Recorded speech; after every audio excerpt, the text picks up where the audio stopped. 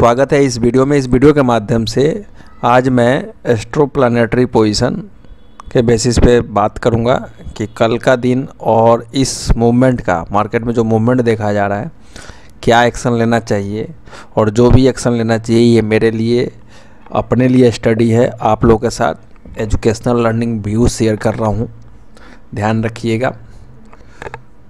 तो सबसे important thing 17 अक्टूबर है, दिवाली से पहले का ये लास्ट ट्रेडिंग सेशन होगा, लेकिन मंडे को बाज़ार खुला है तो उसको माना जाएगा लास्ट ट्रेडिंग सेशन।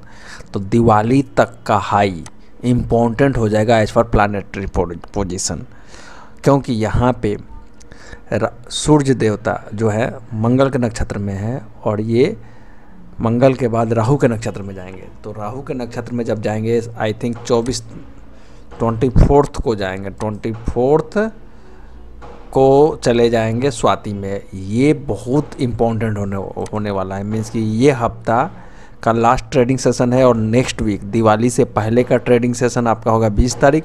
21 को 1 घंटे का मुहूर्त ट्रेडिंग है, 22 को छुट्टी है, 23-24 मेरे हिसाब से सोमवार तक, कल और सोमवार तक जो भी हाई लग जाएगा। वो हाई अगले एक हफ्ते तक नहीं कटता है तो हम मान लेंगे कि ट्रेंड रिवर्सल होने वाला है। तो मेरे हिसाब से इसके पहले का high as for astrologically, as for planetary position clear cut मेरे को यहाँ पे जिस तरीके से बाज़ार खींच के लाया जा रहा है, और मेरा व्यू भी था कि एक बार 25,900 तक आ जाए तो आश्चर्य नहीं करना चाहिए। वो कहीं ना कहीं सितंबर में लग जाता तो अच्छा है, लेकिन ये लास्ट टाइम तक ये अपना लास्ट टारगेट अचीव करने की कोशिश कर रहा है बाज़ार।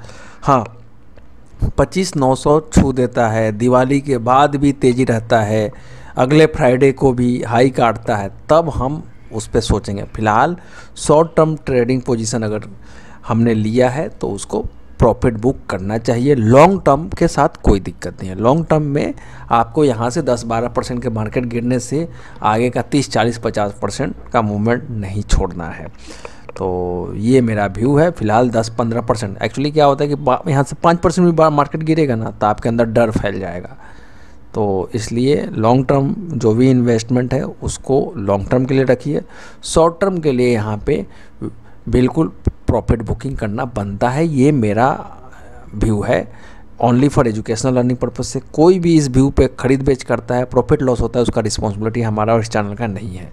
इस चीज़ को जरूर ध्यान रखें। तो कल का दिन इम्पॉर्टेंट है लास्ट मंडे तक, ये बहुत अच्छा टाइम है एस्ट्रोलॉजिकली, ये मैंने बता दिया। दूसरी चीज़, आज जो बाज़ार खींच के ले गया है ये यूरेनस और सन का 150 डिग्री बहुत कमाल काम करता है, और वही उसी का इम्पैक्ट है। ये अगले सोमवार तक इम्पैक्ट रहेगा, आने वाले सोमवार का रहेगा। दूसरी चीज़, जुपिटर एंड मरकरी का 120 डिग्री है, दोनों एक ही नक्षत्र गुरु के नक्षत्र में बैठे हैं। आप देख भी रहे हैं बैंकों के शेयरों में किस तरीके से तेज़ी देखी जा रही है। तो ये कहानी है। जुपिटर जो है ये 18 तारीख से रेट्रो भी हो जाएंगे, तो रेट्रो होते ही रिवर्सल का सिग्नल मिल जाएगा। तो मेरे हिसाब से कल का दिन इम्पोर्टेंट है, सोमवार तक वेट नहीं करना चाहिए, प्रॉफिट बुकिंग करना चाहिए। इसका मतलब ये नहीं कि आप कल सारा शेयर बेच दें। जो भी खरीद बेच करे अपने फाइनेंशियल एडवाइजर से राय लेकर के करे। ये मेरा एजुकेशनल व्यू है, बार बार मैं रिपीट कर रहा हूँ, क्योंकि यहाँ पे एक अगले 4 महीने का ट्रेंड मेरे को ख़राब दिख रहा है। इस पर्पज़ से मैं ये व्यू दे रहा हूँ। इस 4 महीने में हो सकता है बाज़ार यहाँ से 10% ऊपर चला जाए, लेकिन क्या ये लेवल दोबारा आएगा या नहीं आएगा? तो बिल्कुल आना चाहिए। मीन्स यहाँ से मान लेते हैं कि निफ्टी 27,000 चली जाती है, लेकिन अगले 4 महीने के अंदर में हम फिर यहीं मिलेंगे। तो अब रिस्क क्या है? रिस्क ये है कि यहाँ से 10% नीचे और 10% ऊपर जाने के बाज़ार तैयारी कर रहा है।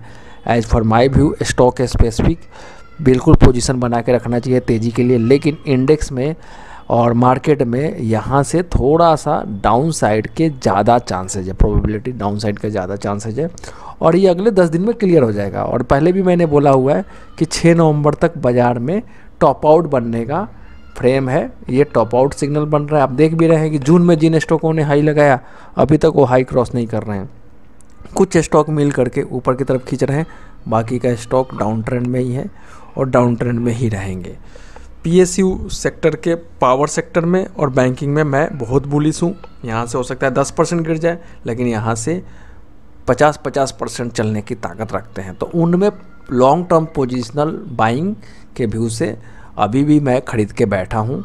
लेकिन आप लोग को जो भी खरीद बेच कर रहे हैं अपने स्टडी से कीजिए। मार्केट का ट्रेंड ओवरऑल 80% डाउन साइड है यहाँ से और 20% अप साइड है। 20% में आपको स्टॉक स्पेसिफिक रहना है और 80% में ओवरऑल मंदी में रहना है। तो ये है क्लियर कट व्यू। ये मैंने सोमवार तक का व्यू दे दिया। कल का क्लोजिंग के बेसिस पे वीकली एनालिसिस हम करेंगे, जिसमें क्लियर कट होगा किस तरीके से सपोर्ट रेजिस्टेंस निकल के आ रहा है। फिलहाल 24,450 400 के आसपास का जो रेजिस्टेंस था वो टूटा है और जून के हाई के आसपास बाजार गया है। जून के हाई के ऊपर अगर कल ब्रेक होता है तो एक बार 25,450 के ब्रेक किया है तो 25,600 के ऊपर आसपास जून का हाई है। अगर उस हाई को क्रॉस करता है तो वहाँ से 200-300 पॉइंट का शॉर्ट कवरिंग रैली जोर से आने के पूरे चांसेज है और वो आ जाए तो बहुत अच्छा रहेगा अगले हफ्ते में रिवर्सल के लिए।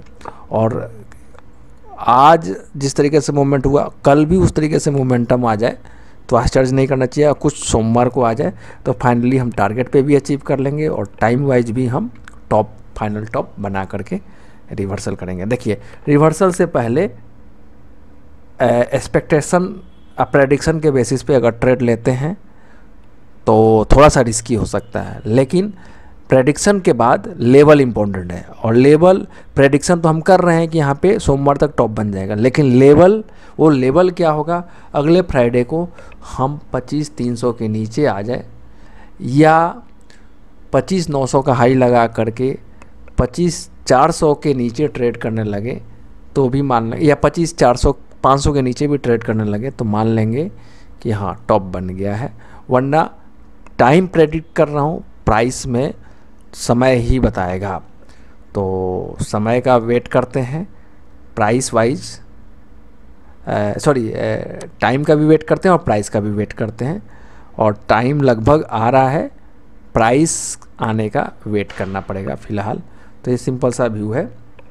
मिलते हैं नेक्स्ट वीडियो में, तब तक के लिए thank you. Thanks for watching this video के बाद